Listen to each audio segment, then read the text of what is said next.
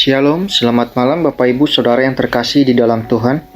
Renungan hari ini terambil dari 2 Korintus 9 ayat 1 sampai ke 5. Tentang pelayanan kepada orang-orang kudus tidak perlu lagi aku menuliskannya kepada kamu.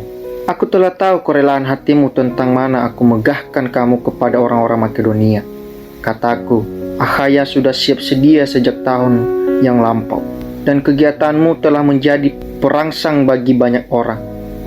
Aku mengutus saudara-saudara itu agar kemegahan kami dalam hal ini atas kamu jangan ternyata menjadi sia-sia, tetapi supaya kamu benar-benar siap sedia seperti yang telah aku katakan, supaya apabila orang-orang Makedonia datang bersama-sama dengan aku, jangan mereka mendapati kamu belum siap sedia, sehingga kami untuk tidak mengatakan kamu merasa malu atas keyakinan kami itu.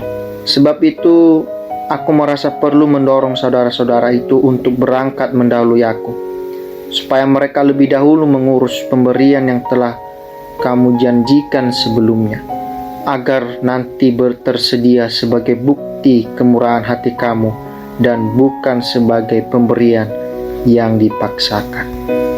Bapak, Ibu, dan Saudara, sejak itu jemaat Korintus berjanji untuk membantu jemaat Yerusalem, tetapi belum direalisasikan. Padahal Paulus sudah menyatakan kebanggaan atas hal itu kepada jemaat Makedonia, hingga mereka termotivasi untuk melakukan seperti apa yang dilakukan oleh jemaat Korintus. Bahkan orang banyak jadi berlomba-lomba untuk melakukan hal-hal yang sama.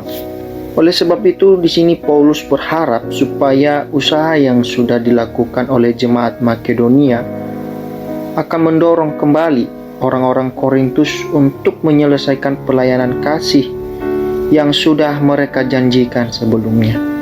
Paulus khawatir jika jemaat Korintus merasa malu dan akhirnya menjadi batu sandungan. Jika kemudian jemaat Makedonia mengetahui bahwa mereka belum siap mengumpulkan bantuan sebagaimana yang mereka janjikan. Untuk itulah Paulus mengutus Titus dan kedua saudaranya supaya mengumpulkan uang yang sudah dijanjikan. Sebab jika Paulus sendiri yang mengurusnya, maka mungkin sekali akan menimbulkan fitnah. Titus dan kedua saudaranya diutus lebih dahulu ke Korintus untuk mengatur pelayanan kasih itu. Dengan demikian, mereka yang tinggal di Korintus mendapatkan kesempatan mengumpulkan uang yang sudah mereka janjikan untuk diberikan kepada jemaat di Yerusalem dengan tulus hati, bukan dengan sedih hati atau karena paksaan. Tentu bermanfaat bagi orang-orang yang akan menerimanya. Pemberian itu akan diurus oleh orang-orang yang benar, yang memiliki kasih Kristus.